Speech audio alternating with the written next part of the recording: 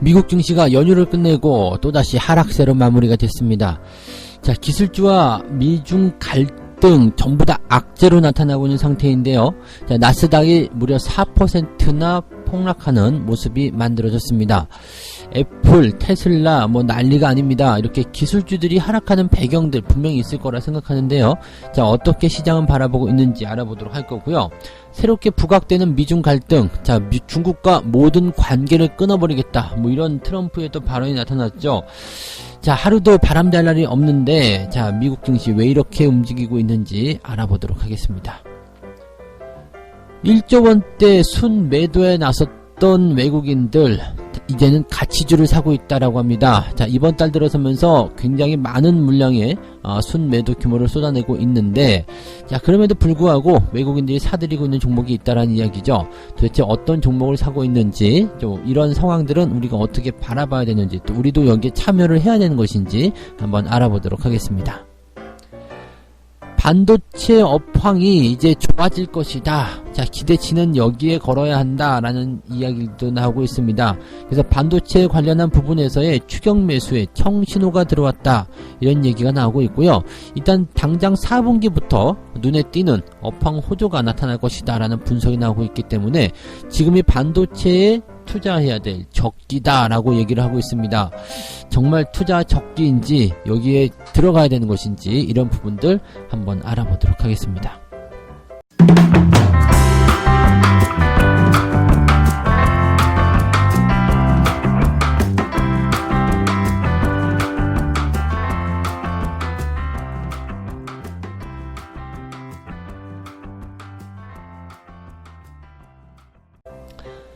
네, 반갑습니다. 네, 9월 9일입니다. 구구날이네요. 구구날.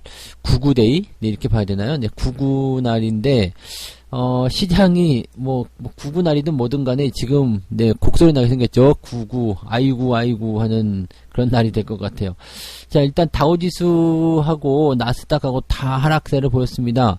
마이너스 2.25%, 다우지수가 마이너스 2.25%고요. 그 다음에 나스닥이 마이너스 4%입니다. 하락 출발했는데, 장중에 회복을 조금이라도 시켜줄까 하다가 막판에 더 밀어버렸거든요.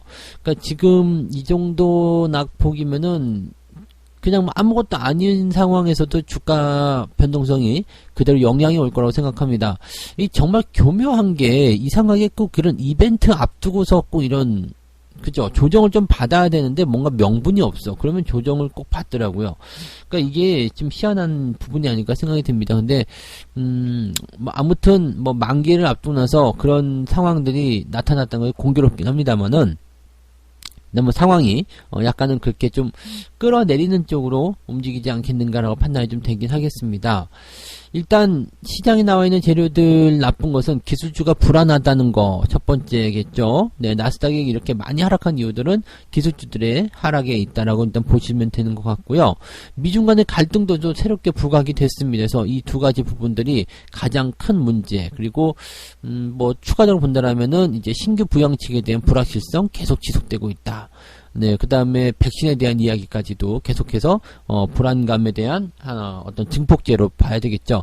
이 모든 것들이 다르게 시각을 가지고 있으면은 호재인데, 좀 나쁘게 시각을 가지고 있으면 악재가 되거든요. 이게 굉장히 웃기는 이야기죠. 그래서 여기에 대한 이야기들 풀어보도록 하죠.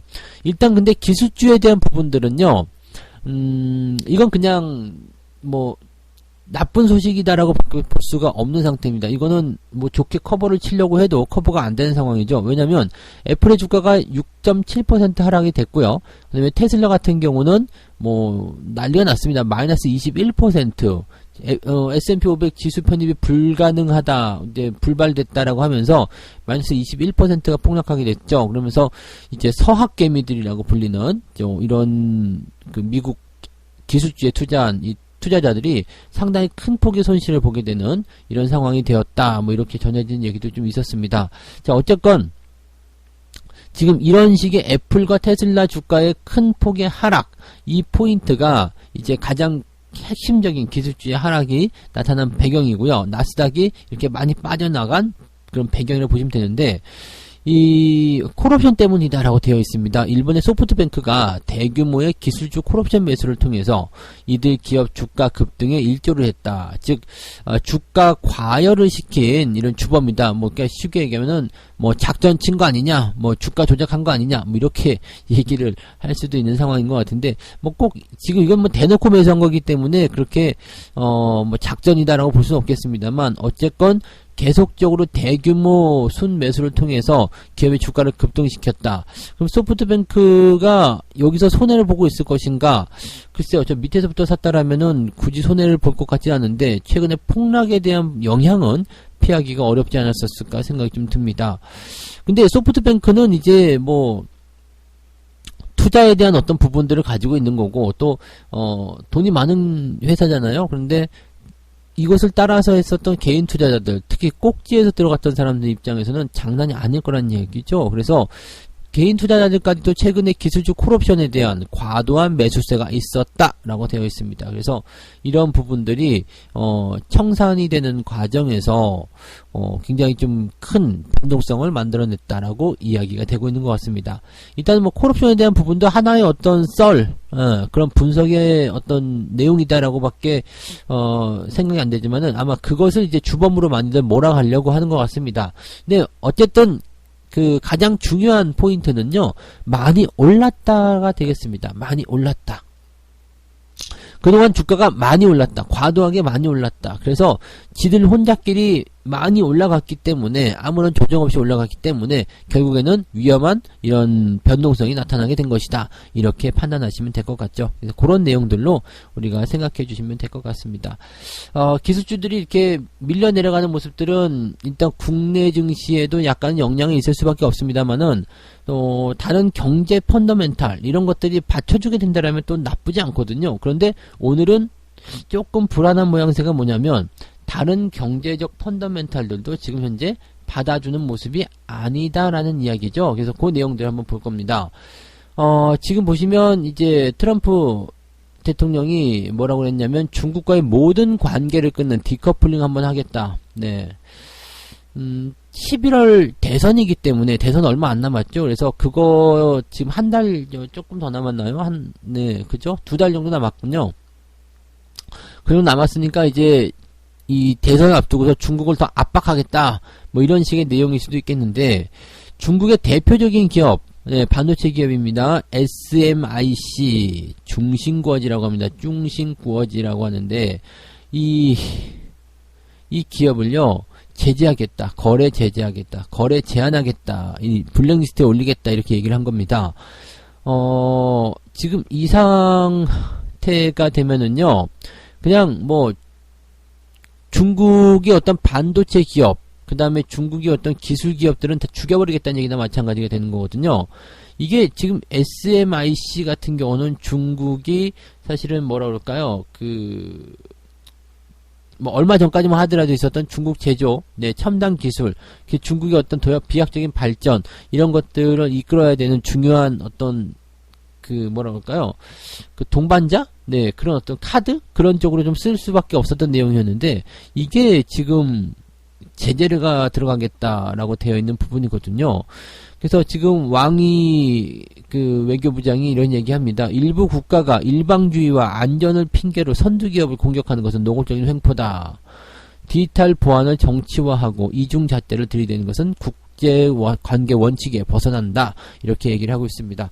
맞는 얘기예요. 네, 중국이 맞는 말을 하고 있는 건데 약간 억울할 것도 같습니다. 미국이 지금 계속적으로 국가적 안보 상황들 내세우면서 중국 기업들 제재를 가하고 있는데 어느 정도까지는 봐주겠다 이거죠. 근데 지금 너무 멀리 가고 있는 거 아니냐, 너무 세게 가고 있는 거 아니냐 이렇게 얘기를 하고 있는 거고 사실 미국 입장에서도 급할 거라 생각해요. 왜냐면 트럼프가 계속 뒤지고 있잖아요. 그러다 보니까 뭔가라도 자극적인 거 계속 만들어야 된다라는 생각을 좀 했을 거예요. 사건을 만들고 해결하고 그런 모습들을 보여줘야지 되지 않겠는가라는 부분인데 만약 이게 뜨뜻미지근하게 그냥 지나가 버리게 된다라면 그냥 문제를 만든 대통령으로 끝나버릴 수가 있다는 얘기거든요. 그러니까 그런 것들을 좀 이제 자기 행정부를 이어가기 위한 그런 노력이라고 생각할 수 있겠습니다만 아주 더러운 소식들이죠. 그래서 지금 보면은 뭐 이거 외에도 또 있어요. 신규 부양책에 대한 합의가 또 이루어지지 않았잖아요. 근데 뭐 신규적으로 이제 뭐 발의를 하겠다, 법안을 제출하겠다라고 얘기했는데, 민주당이 원하는 것은 2조 원대인데 지금은 1조 달러보다도 더 내려가서 뭐 5천억인가요? 6천억인가요? 그 정도 신규 법안을 발의하겠다라고 하니까 이거는 하겠다는 건지 말겠다는 건지 모르는 그런 상황이 좀 된 거죠. 그래서 요것도 불발날 것 같다 생각이 좀 들고요. 백신도요, 트럼프가 대선을 끝내기 전까지는 안 나올 것이다, 승인 안 해줄 것이다, 이렇게 돼가지고 또 기간도 11월 이후로 미뤄지는 상황이 벌어지기도 하고, 지금 일단 우리가 기대치를 갖고 있었던 재료들을 전부 다 이렇게 싹 뒤집어가지고요, 얼굴 싹 바꿨죠. 내가 언제? 뭐 이런 식이기 때문에 당분간은 이제 변동성 조금 생각하셔야 되지 않을까 생각합니다. 근데 변동성이라는 것은 우리가 늘 생각하셔야 되는 부분은 뭐냐면, 크게 빠져버리게 된다면 반등이 반드시 나온다는 얘기입니다. 그래서 그러한 반등 여부는 이제 오히려 이렇게 당해버리는 상황이 벌어졌다. 특히 기술주 같은 경우요,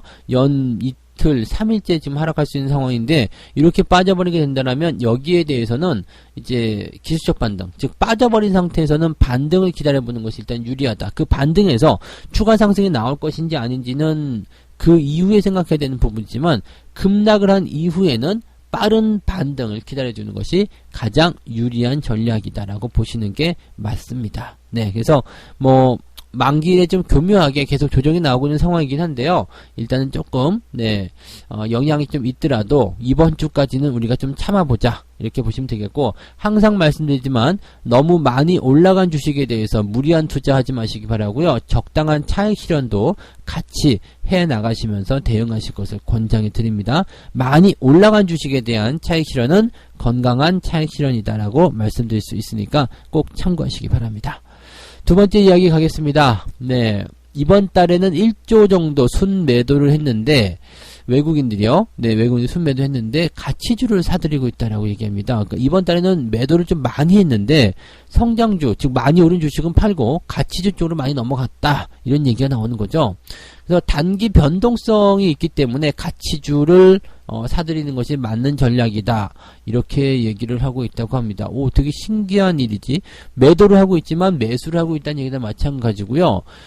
그동안 공격적인 어떤 성장성을 보였었던 종목들의 매수가 많이 들어갔었다라면, 이제 그런 것들에 대한 차익 실현을 들어가고, 그리고 나서 이제 뭐 저평가된 기업들 있죠, 바닥에서 움직이는 것들. 왜냐면 약간 방어적인 성격을 띨 수도 있는데, 꼭 전부 다 그런 건 아니지만요. 그래서 어쨌든 방어적인 성격을 띨 수가 있는 게, 이 저점 지지권에 가까이 들어가 있는 종목들, 즉 내가 생각한 것보다 좀 아래쪽에 있는 종목이다라고 판단되는 그런 종목들은요, 이 변화에 굉장히 둔하거든요. 왜냐면 이미 다 밀렸기 때문에 에이씨 더 빠질 것도 없어, 갈 데도 없어, 이렇게 자포자기 되는 상태가 벌어지게 됩니다. 그래서 그런 내용들이 있기 때문에 시장은 이제 그렇게 이익도 좋은데 주가는 안 올라간 상태, 그러면 이런 기업들은 상당히 저평가로 판단할 수도 있고 앞으로 성장할 수도 있는 상황이기도 한데, 기업의 변동성은 굉장히 작은 거죠. 그러니까 지금 변동성이 예상되는 구간에서는 이런 종목에 투자하기 쉽다라는 이야기가 되는 거죠.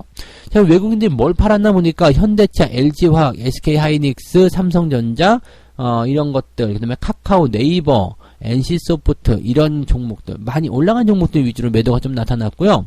대신에 이제 삼성전자라든지 이런 쪽에서는 이제 뒤에서 이야기 해드리겠습니다만, 이쪽 부분들은 최근에 또 다시 사들이고 있다는 거, 이 부분도 좀 우리가 참고해 보실 필요는 있을 것 같아요. 그러니까 실제로 많이 올라간 주식들, 수익이 많이 발생한 주식들에게 매도가 몰리고 있다라고 말씀을 드릴 수가 있는 부분이고요. 이렇게 매도를 많이 하고 있음에도 불구하고 사들이고 있는 종목도 있다. 뭐냐면 이제 신풍제약, 알테오젠, 이거는 이제 MSCI 그 한국지수 편입에 따른 그런 종목들이라고 볼 수 있어서 이쪽으로 매수가 계속 들어가고 있는 거고요.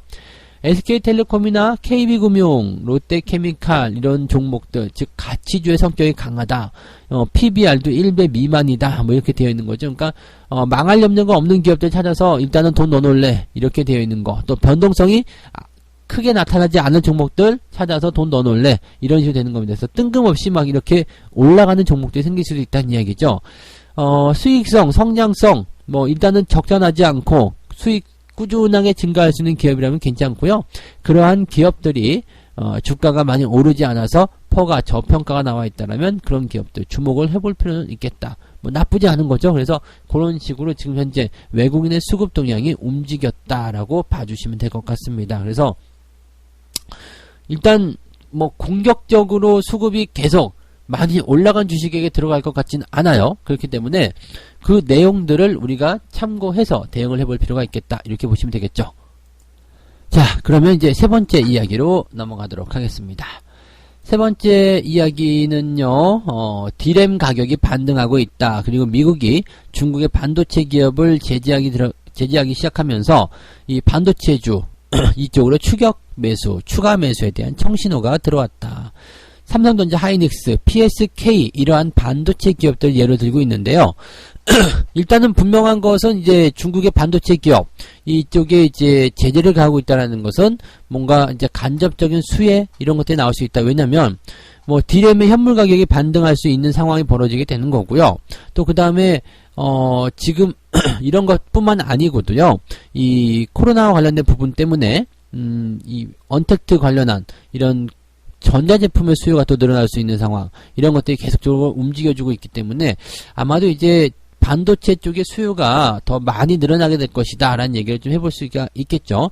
보통 그리고 4분기가 들어서게 되면 이 반도체 업황에 대해서 전통적인 성수기가 맞이하게 됩니다. 그래서 보통은 이런 식으로 진행될 수가 있겠죠.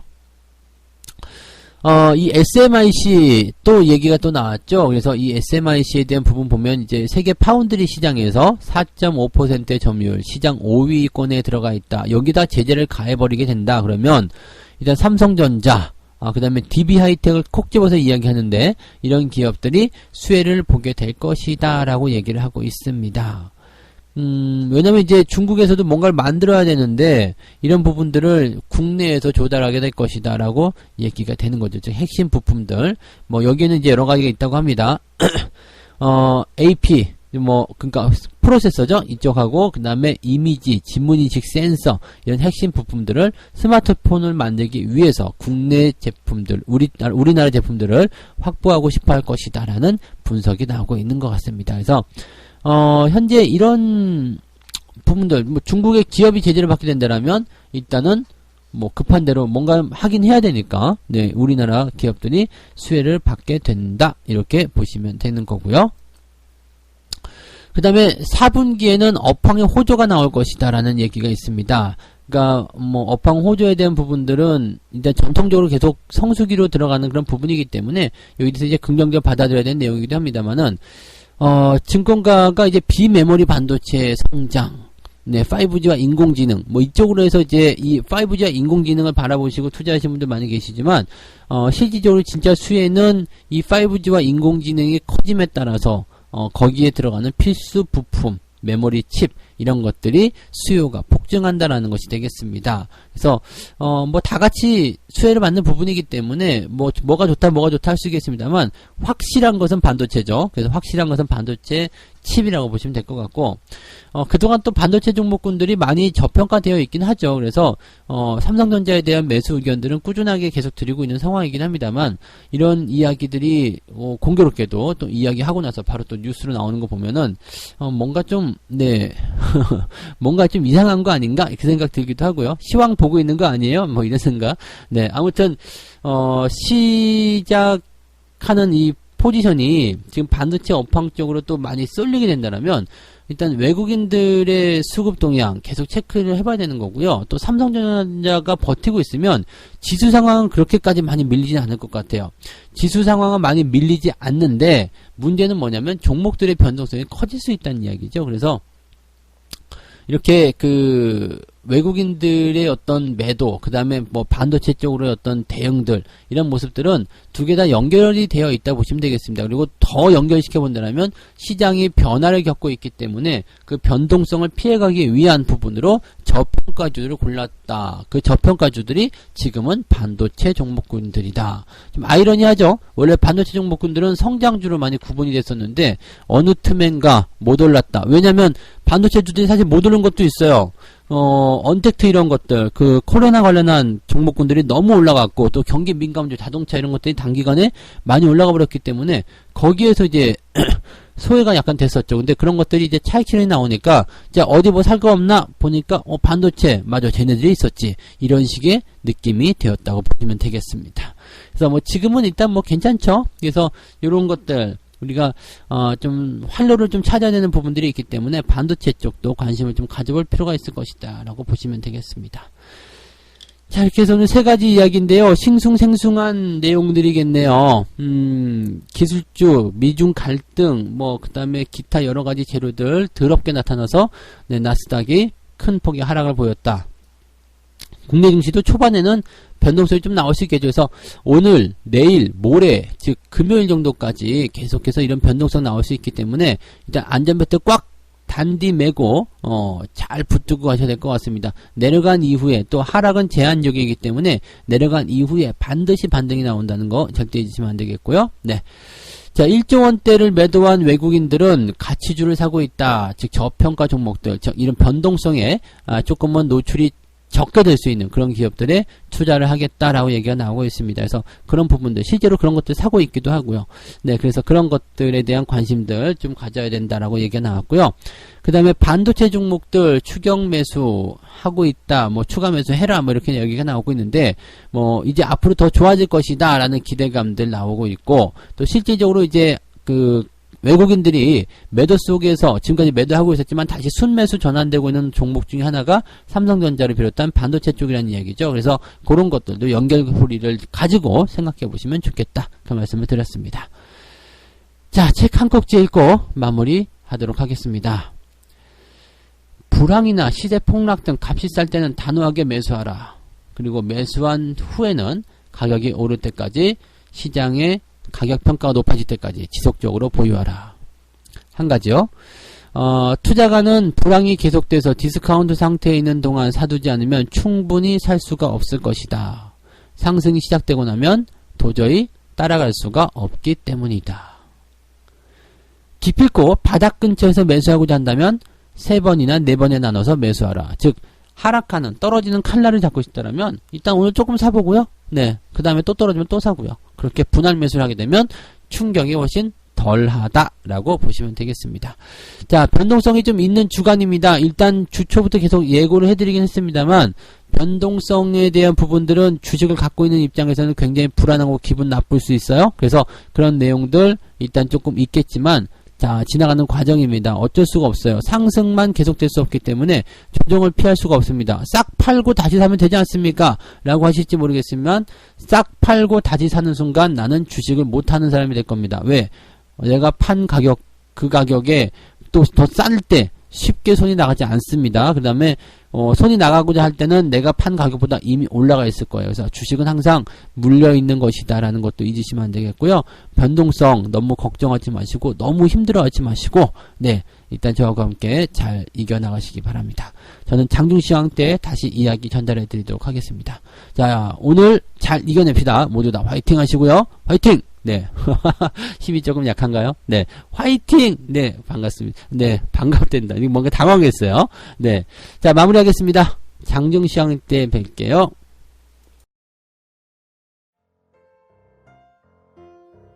본 방송에서 제공되는 모든 정보는 투자 판단의 참고 자료이며 투자의 최종 책임은 본 방송을 이용하는 본인에게 있습니다.